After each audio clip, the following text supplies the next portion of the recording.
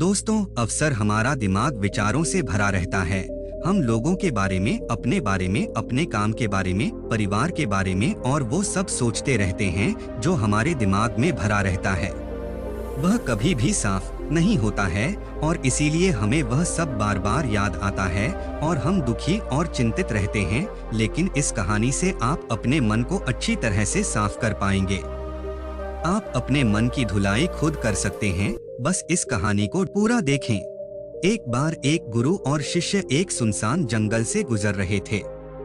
तभी शिष्य अपने गुरु से एक सवाल करता है, गुरु जी, ऐसा क्या होता है कुछ लोगों के पास कुछ भी नहीं होता लेकिन फिर भी वो सुखी रहते हैं, आनंद में रहते हैं, और कुछ लोगों के पास सब कुछ होते हुए भी उदासी उनके चेहरे से साफ दिखाई देती है। गुरु ने एक मुरझाए हुए फूल की तरफ इशारा करते हुए अपने शिष्य से कहा कि ये सोचने की और समझने की बात होती है। अगर ये फूल ये सोचेगा कि मैं कल मुरझा गया था या फिर ये सोचेगा कि मैं भविष्य में फिर से मुरझा जाऊंगा, तो ये कभी भी खुलकर पूरे तरीके से खिल नहीं पाएगा। अपने सुंदर स्वरूप में यह कभी भी आ नहीं पाएगा और अपनी खुशबू से इस प्रकृति में बिखेर नहीं पाएगा। उसी प्रकार इंसान अपने अतीत की यादों में खोया रहता है या फिर अपनी भविष्य की कल्पनाएं करता रहता है, भविष्य के दुखों के बारे में सोचता रहता है या भूतकाल में जो उसके साथ बुरा घटित हुआ है उसके बारे में सोच सोच कर वो अपने भविष्य के लिए चिंतित होता रहता है। तो ऐसा मनुष्य जीवन में कभी भी सुख अनुभव नहीं कर सकता। यह समझने की बात होती है कि जीवन हमेशा वर्तमान में होता है। अतीत और भविष्य की कल्पनाएं हमेशा मनुष्य को मृत्यु की तरफ लेकर जाती है। इसलिए यह जरूरी हो जाता है कि जिस प्रकार हम अपने शरीर की देखभाल करते हैं उसे बीमारियों से दूर रखने के लिए उसकी अंदर से गंदगी भी साफ करते रहते हैं, उसी प्रकार समय समय पर हमें अपने मन और मस्तिष्क की भी गंदगी साफ करते रहना चाहिए, उसकी धुलाई करते रहना चाहिए। इससे आपकी बुद्धि की क्षमता तो तेज होगी, साथ ही साथ आप हमेशा आनंद में रहने का रहस्य जान पाओगे। शिष्य ने सवाल किया कि गुरुदेव, इससे पहले कि हम मन और मस्तिष्क पर चर्चा शुरू करें, इससे पहले मैं ये जानना चाहता हूँ कि जिन लोगों के पास सब कुछ होता है वो दुखी क्यों रहते हैं और जिन लोगों के पास कुछ भी नहीं होता अक्सर वो आनंद में क्यों होते हैं। ये रहस्य क्या है? इसके पीछे क्या कारण हो सकता है? गुरु ने उत्तर दिया कि कुछ लोग जीवन में सब कुछ हासिल कर लेते हैं और सब कुछ हासिल कर लेने के बाद उन्हें सब चीजों की व्यर्थता पता चल जाती है। ऐसे लोगों को अक्सर ये एहसास जकड़ लेता है कि मैंने जीवन में जो कुछ भी पाया, जो कुछ भी किया, उससे भले ही मैंने सुख सुविधाएं हासिल कर ली हो, लेकिन मन की शांति अभी भी बहुत दूर है, अधूरी है, उस तक में पहुंच नहीं। सब कुछ पाकर भी मैं अपने मन को जान नहीं पाया। और जब इंसान को ऐसा लगता है तो उसे महसूस होता है कि जो भी उसने कमाया वो कौड़ियों के भाव का था। उसने अपना जीवन बेकार की चीजों में यूं ही व्यर्थ कर दिया। और वहीं पर जिस इंसान के पास जीवन में कुछ भी नहीं होता है उसके पास एक उम्मीद होती है, उस सब कुछ पाने की लालसा रखता है और वही लालसा, वही इच्छा उसको जीवन में खुश रखती है, आगे बढ़ाती है, ऊर्जा से भरा हुआ रखती है। गुरु ने अपने हाथ से एक सूखे पेड़ की तरफ इशारा करते हुए कहा कि शिष्य, कभी तो यह पेड़ भी हरा भरा रहा होगा, फलों से लदा हुआ रहा होगा, अनेक प्रकार के पक्षी और जानवर इस पर कीड़ाएं करते होंगे, इसके फलों को खाते होंगे। उस समय इस पेड़ को भी यह पता नहीं होगा कि एक दिन तुम सूख जाओगे और तुम्हारी हालत इतनी बदतर हो जाएगी कि तुम किसी को छांव तक नहीं दे पाओगे, तुम्हारे ऊपर पत्ते तक नहीं रह जाएंगे, फल तो दूर की बात रही। उसी प्रकार मनुष्य अपने जीवन की दौड़ में यह भूल जाता है कि जिस दौड़ में वह सबसे आगे निकलने की कोशिश कर रहा है उसका अंतिम चरण तो मृत्यु ही है। काश वो कभी इस दौड़ से अलग हटकर ये देख पाए कि इसका अंतिम चरण तुम्हें कहीं नहीं पहुंचाएगा, कि जिस दौड़ को वो सबसे आगे निकलकर जीतने के ख्वाब देख रहा है उसका अंतिम चरण मृत्यु ही है। काश वो कभी जीवन की दौड़ में ठहरकर ये देख पाए किसका अंतिम चरण क्या होगा, तो वो उन कामों को तेज आंजलि दे सकता है जो व्यर्थ है, जो बेकार है, और ऐसे कार्यों की तरफ आगे बढ़ सकता है जो उसके जीवन में आनंद पैदा करते हो, जो उसके जीवन को एक नई दिशा देते हो। गुरु ने खुद की तरफ इशारा करते हुए समझाया कि एक योगी वो होता है जो जीवन की दौड़ में ठहर जाता है, जो ये समझ लेता है कि जीवन का अंतिम चरण तो मृत्यु ही है। इसलिए वो जीवन में सुख सुविधाएं हासिल करने की बजाय खुद के मन और मस्तिष्क को एक नए आनंद की तरफ ले जाने का प्रयास करना शुरू कर देता है। शिष्य ने सवाल किया कि गुरुदेव, क्या एक ग्रस्त जीवन में जीने वाला मनुष्य उस आनंद की प्राप्ति नहीं कर सकता, और अगर कर सकता है तो उसे किस प्रकार शुरुआत करनी चाहिए? बिल्कुल कर सकता है, गुरुदेव ने उत्तेजित होकर उत्तर दिया। अगर सभी मनुष्य उस आनंद की प्राप्ति के लिए योगी बनने का निश्चय कर लें तो इससे तो प्रकृति का चलन ही रुक जाएगा, उसकी जो व्यवस्था है वो बिगड़ने लगेगी। एक सच्चा योगी अपने जीवन में खोज करता है, और खोज करने के बाद वो ग्रस्त जीवन में किस प्रकार आनंद को प्राप्त किया जा सकता है वो तरीके सभी को बताता है, ताकि मनुष्य अपने ग्रस्त जीवन का पालन करते हुए उस आनंद की प्राप्ति भी कर सके। गुरु ने खुद को संबोधित करते हुए उत्तर दिया कि मैंने अपने जीवन में जो खोज की है उसके अनुसार मनुष्य को समय समय पर अपने मन और मस्तिष्क की सफाई करते रहना चाहिए। मनुष्य अपने शरीर पर तो ध्यान दे लेता है, लेकिन अपने मन और मस्तिष्क को वो भूल जाता है, उस पर कभी ध्यान नहीं देता, और उसी वजह से मन और मस्तिष्क बूढ़े होते चले जाते हैं। उनमें जवानी नहीं रह जाती, और जब उनमें जवानी नहीं रह जाती तो उनमें नयापन और ताजगी नहीं रह जाती, जिसकी वजह से एक इंसान उदासी से भर जाता है। मन और मस्तिष्क की गंदगी क्या होती है? पहले मैं तुम्हें ये बताता हूँ।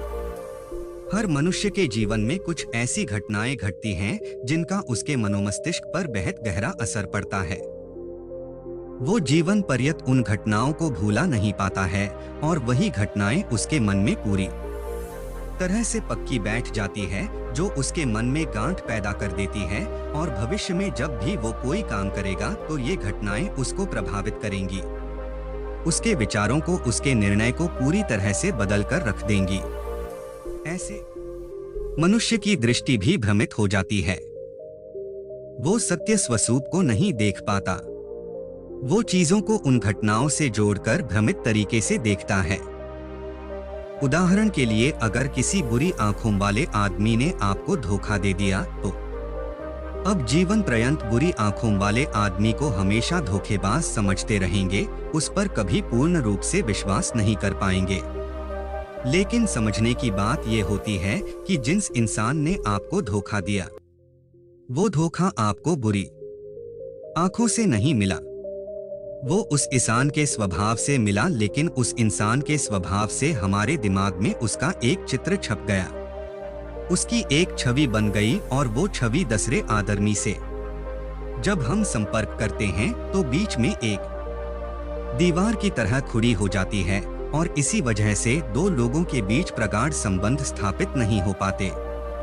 जो मनुष्य के लिए सबसे जरूरी यही होता है कि वो अपने आप को अतीत की घटनाओं से पफरी रखें। उन घटनाओं से प्रभावित होकर वो दिमाग में किसी तरह की छवि ना बनाएं। कुछ लोग इस बात पर ये सवाल खड़ा कर सकते हैं कि फिर जीवन के अनुभव किस काम आएंगे, लेकिन समझने की बात ये होती है कि हम जीवन के अनुभवों से भी भ्रमित तरीके से ज्ञान लेते हैं, सही तरीके से उनसे सीख ले ही नहीं पाते। ठीक उसी प्रकार जिस तरह उस बुरी आंखों वाले की आंखें जिम्मेदार नहीं थी, धोखा देने के लिए उसका स्वभाव जिम्मेदार था, लेकिन मनुष्य अपने अनुभव में उन बुरी आंखों को याद रखेगा, उस स्वभाव को भूल जाएगा। शिष्य अपने गुरु की बातों में इतना खो गया कि उसे चलते चलते जंगल के रास्ते में पड़े हुए कांटे दिखाई नहीं दिए, और अचानक उसके पैर में एक कांटा चुभ गया। गुरु ने उसका कांटा बाहर निकालते हुए उससे पूछा, ये कांटा तुम्हारे पैर में क्यों लगा? इसके पीछे तुम किसे जिम्मेदार मानते हो? गुरु ने कहा कि तुम मुझे भी जिम्मेवार मान सकते हो, क्योंकि मैं तुम्हें एक बातें सुना रहा था। क्या तुम खुद को भी जिम्मेवार मान सकते हो कि तुम मेरी बातों में इतना खो गए कि तुम्हारा रास्ते पर ध्यान ही नहीं रहा? क्या तुम इन पेड़ों को जिम्मेदार मान सकते हो जिन्होंने ये कांटे इस रास्ते पर बिछा दिए? शिष्य ने उत्तर दिया कि गुरुदेव, इसमें मैं खुद को ही जिम्मेवार मानता हूँ, क्योंकि आप तो अपना काम कर रहे थे और इस पेड़ ने भी अपना काम किया, पर मैं अपना काम पूरे होशपूर्वक नहीं कर पाया। अगर मैं चलने पर ध्यान लगाए रहता, अगर मैं आपकी बातों में पूरी तरह से खो नहीं जाता, तो मुझे ये कांटा कभी नहीं लगता। इसमें पूरी तरह से मेरी ही गलती थी। गुरु ने अपने शिष्य की पीठ थपथपाते हुए आगे कहना शुरू किया कि जो घटनाएं हमारे मन को प्रभावित करती है, जरूरी हो जाता है कि उन घटनाओं को हम किसी भी तरह अपने मन से बाहर निकाल दें, और उसके लिए सबसे सरल तरीका है कि अपनी भावनाओं को व्यक्त करना सीखो। उसे अपने दिल में, अपने मस्तिष्क में बिठाकर मत रखो। जब तुम किसी दूसरे मनुष्य के सामने अपनी भावनाओं को व्यक्त कर देते हो, तो तुम्हारे मन का बोझ हल्का हो जाता है। कुछ लोगों का स्वभाव ऐसा होता है कि वो अपने मन की बात किसी को नहीं बताते।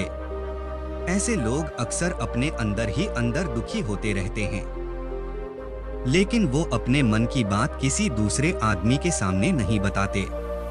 इसके उलट कुछ लोग ऐसे भी होते हैं जो अपने मन में किसी भी बात को रख नहीं पाते।